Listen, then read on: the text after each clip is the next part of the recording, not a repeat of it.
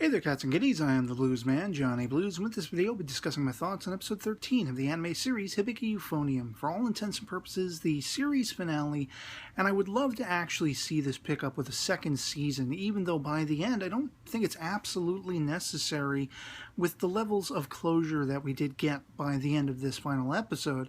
But I just love this series so much, especially contained within this final episode. Do we see something that has lasted across the entirety of the series in its crisp and just beautiful and meticulous animation? I mean, almost to the point of rotoscoping, have they captured even down to the most subtle of expressions and the movements of furniture as a chair spins in a scene and everything like that, and just the backgrounds, the character animations themselves. It just highly looked impressive to me all throughout the course of the series, and just beautiful.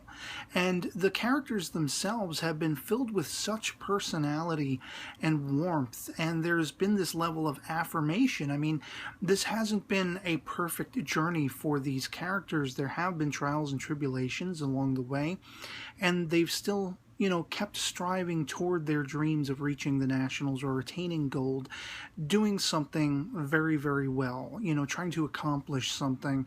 And there's something to be said for continually picking yourself up off the floor and dusting yourself off and keeping at it, trying to perfect, especially in the sort of competitorship and the attaining something artistic. The idea of the music and the compositions involved and the perfecting the performance of, instrument playing and doing that as a unification, as the ensemble that is the band, as we've seen them culminate by this episode.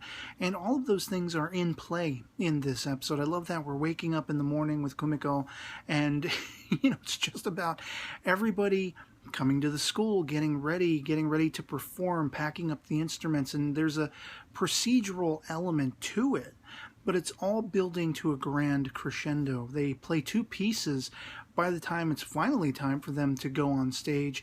And I love precursor to this, you have that entire sort of offshoot group, Team Monica, who has created all these like embroidered or whatever they are, good luck charms with everyone's, basically initials on them. And just the support of all these characters, the unification of all these characters.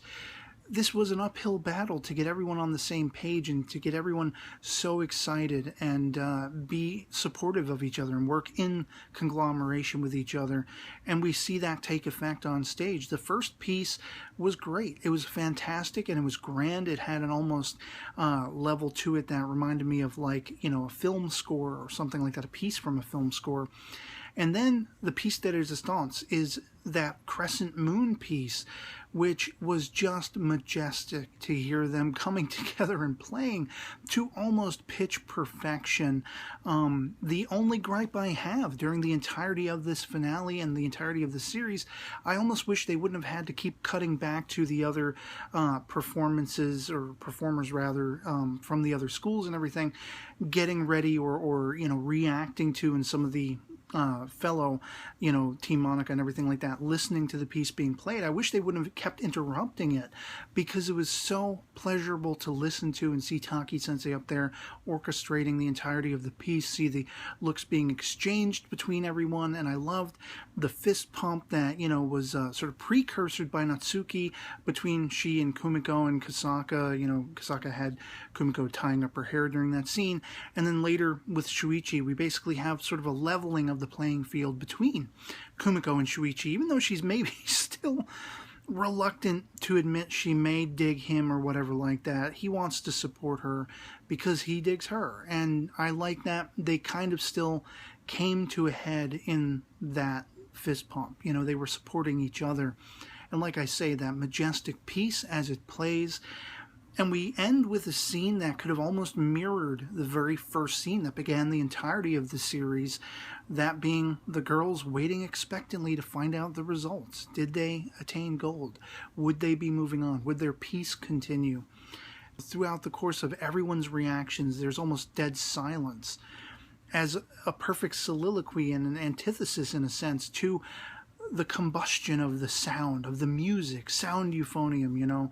I just thought it was brilliant to see all of their reactions, to see even Taki Sensei, you know, his right-hand woman, she's like, you know, holding up a handkerchief to her face, and he's smiling.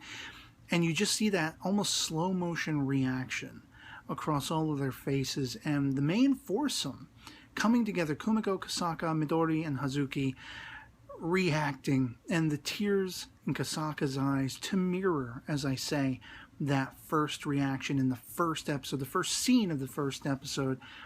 Only those tears mean something entirely different. It's the opposite end of the spectrum. When you see the name of their school and it says gold, and Kumiko can only but say gold, it gave me goosebumps. I was cheering. I was so happy. I was like, such an affirmation, a wave of affirmation and warmth. Throughout the course of the series have I felt, but in that moment especially, it came to a head. And that final shot of like the outside of the building and hearing Kumiko say, our peace goes on. It carries on. I don't know, man.